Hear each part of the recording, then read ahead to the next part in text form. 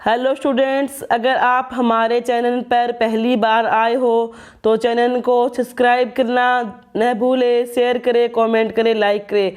कल हमने थोड़े के मुख्य नियम पढ़े थे। आज हम शैक्षणिक महत्व पढ़ेंगे। बिना किसी देरी के हम आज की वीडियो शुरू करते हैं। शैक्षिक महत्व कि इस सिद्धांत के अनुसार प्राणी तभी सीखता है जबकि वह क्रियाशील रहता है। मतलब कि इस सिद्धांत के अनुसार प्राणी तभी सीखता है जबकि वह क्या रहता है? क्रियाशील रहता है। यह सिद्धांत सहसंबंध के सिद्धांत पर बल देता है। यह सिद्धांत किसके सिद्धांत पर बल देता है? सहसंबंध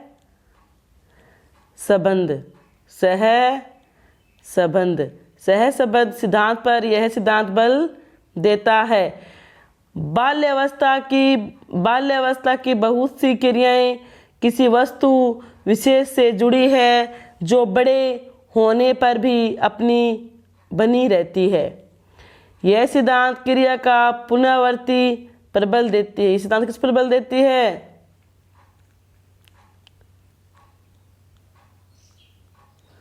पुनरावृत्ति पर बल देती है। यह सिद्धांत भाषाओं के सीखने तथा सिखाने के लिए विशेष महत्व है। यह सिद्धांत सीखने तथा भाषा के लिए इसका विशेष महत्व है। ठीक है।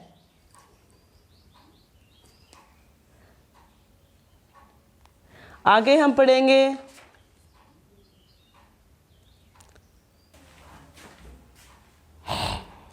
यह सिद्धांत भाषाओं के सीखने तथा सिखाने के लिए विशेष महत्व है।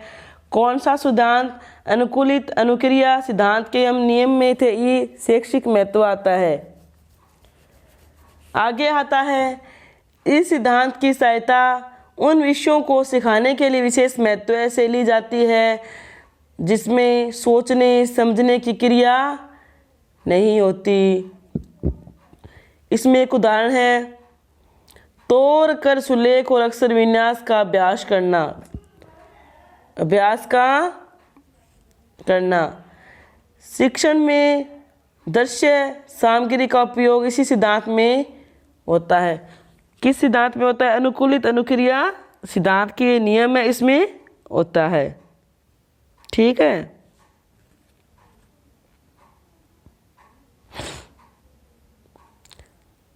ये हो गया रूसी, इन्होंने ये सिद्धांत दिया था रूसी मनोवैज्ञानिक पावलोव का अनुकूलित अनुक्रिया। ये सिद्धांत हम पढ़ रहे, इसमें ये शैक्षिक महत्व आता है। इसमें आगे है इसी विधि में भय संबंधी मानसिक रोगों का भी उपचार कर सकते हैं। भय संबंधी मानसिक रोगों का उपचार भी कर सकते हैं। आगे आता है इस सिद्धांत के अनुसार बच्चों को कभी भी ऐसे शब्द न कहे जो आगे चलकर कुंठाओं में बदल जाए। बच्चों में प्रेम और घृणा विकास इसी प्रकार होता है। शैक्षिक महत्व इसमें क्या आ गया कि जो शैक्षिक महत्व के अंतर्गत आता है कि इस सिद्धांत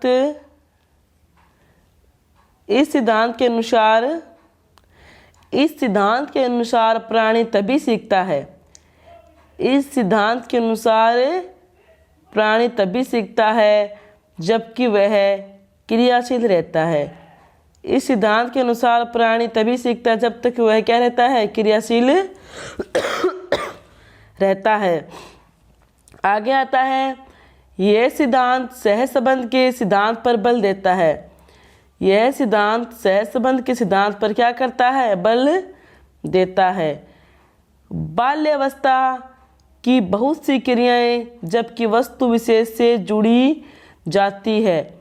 बाल्य अवस्था की बहुत सी क्रियाएं किसी वस्तु विशेष से जुड़ जाती है जो बड़े होने पर भी बनी रहती है। जो बड़े होने पर क्या रहती है? बनी रहती है। आगे हमारा आता है यह सिद्धांत क्रिया की पुनरावृत्ति पर बल देता है। यह सिद्धांत क्रिया की पुनरावृत्ति पर बल देता है। यह सिद्धांत क्रिया की पुनरावृत्ति पर बल देता है। आगे हमारा आता है, यह सिद्धांत भाषाओं को सीखने तथा सिखाने के लिए विशेष महत्व है। यह सिद्धांत भाषाओं के सीखने तथा सिखाने के लिए क्या है? विशेष महत्व है। आगे आता है, इस सिद्धांत की सहायता उन विषयों को सिखाने के लिए विशेष रूप से ली जाती है जिसमें सोचने समझने की क्रिया नहीं होती। सोचने समझने की क्रिया नहीं होती। उदाहरण में हमने पढ़ाई था कि तौर कर सुलेख और अक्षर विन्यास का अभ्यास। आगे हमारा आता है, शैक्षणिक के दृश्य सामग्री का उपयोग इसी सिद्धांत पर आधारित है। इसी सिद्धांत पर आधारित है। आगे हमारा आता है, इस विधि से भय संबंधी मानसिक रोगों का उपचार कर सकते हैं। इस विधि से भय संबंधी मानसिक रोगों का उपचार कर सकते हैं। मानसिक रोगों का उपचार कर सकते हैं। इस सिद्धांत के अनुसार बच्चों को कभी भी ऐसे शब्द न कहे जो आगे चलकर कुंठाओं में बदल जाए। बच्चों में प्रेम और घृणा का विकास इसी प्रकार होता है। बच्चों में प्रेम व घृणाओं का विकास इसी प्रकार रहता है। इसी प्रकार रहता है। एक बार हम फिर से इसको रिपीट करते हैं। इस सिद्धांत के अनुसार प्राणी तभी सीखता है, मतलब कि ये एक सिद्धांत था, शास्त्रीय अनुबंधन का सिद्धांत। हम इसमें एक शैक्षिक महत्व आता है कि इसका अनुबंधन का शैक्षिक महत्व में क्या महत्व है, इसमें ये टॉपिक आता है। यह सिद्धांत सहसंबंध का सिद्धांत पर बल देता है। यह संबंध सहसंबंध के सिद्धांत पर बल देता है। यह सहसंबंध के सिद्धांत पर बल देता है। बल्कि यह सिद्धांत क्या होती है? पुनरावृत्ति पर बल देते हैं। किस पर देते हैं?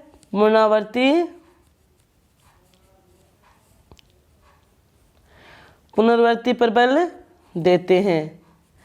यह सिद्धांत भाषाओं सीखने सिखाने के लिए क्या होता है? विशेष महत्व है। इस सिद्धांत की सहायता उन विषयों को सिखाने के लिए विशेष रूप से ली जाती है जिसमें सोचने समझने की क्रिया नहीं होती। जिसमें सोचने समझने की क्रिया नहीं होती। उदाहरण के तौर पर सुलेख अक्षर का विन्यास अभ्यास है और शैक्षणिक में दृश्य सामग्री का उपयोग इसी सिद्धांत पर डिपेंडेड है। और आगे आ गया हमारा, इसी सिद्धांत से भय सामग्री मानसिक रोगों का उपचार कर सकते हैं। इस सिद्धांत के अनुसार बच्चों कभी ऐसे शब्द न कहे जो आगे चलकर कुंठा में बदल जाए। बच्चों में प्रेम और घृणा का विकास होता है।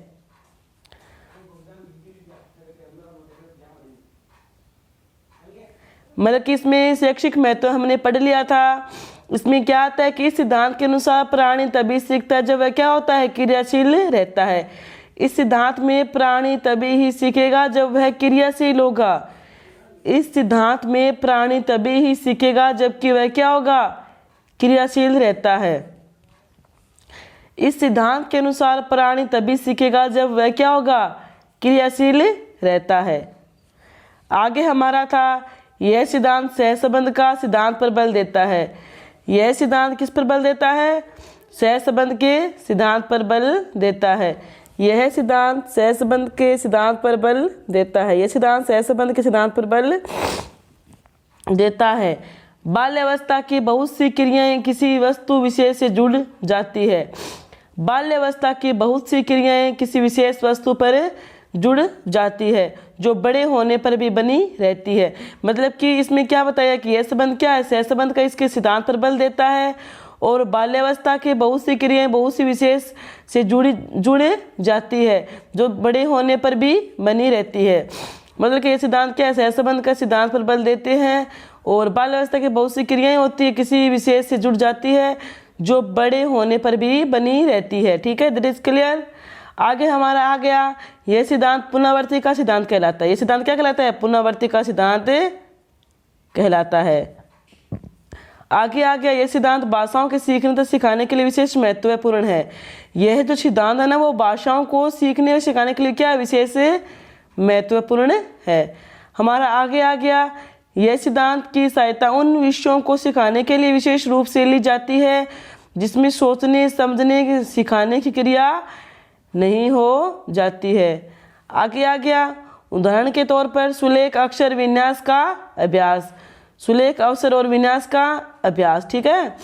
आगे आ गया हमारा शैक्षणिक और दृश्य सामग्री का इसी सिद्धांत में प्रयोग होता है। किसमें होता है कि जो शैक्षणिक तो दृश्य होते हैं ना, शैक्षणिक श्रव्य दृश्य होते हैं, इसी सिद्धांत में होते हैं। That is clear. आगे इस प्रकार से आगे है, इस विधि से मानसिक, इस विधि से व्यय मानसिक रोगों का उपचार होता है। इस विधि से क्या होता है, व्यय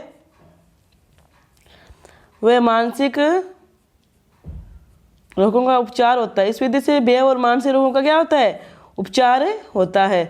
आगे आ गया, इस सिद्धांत के अनुसार बच्चों को भी कभी भी ऐसे शब्द न कहे जो आगे चलकर कुंठाओं में बदल जाए। बच्चों में प्रेम घृणा का विकास इसी सिद्धांत में होता है। बच्चों में प्रेम व घृणा का जो विकास होता है ना वो इसी सिद्धांत के अंतर्गत होता है।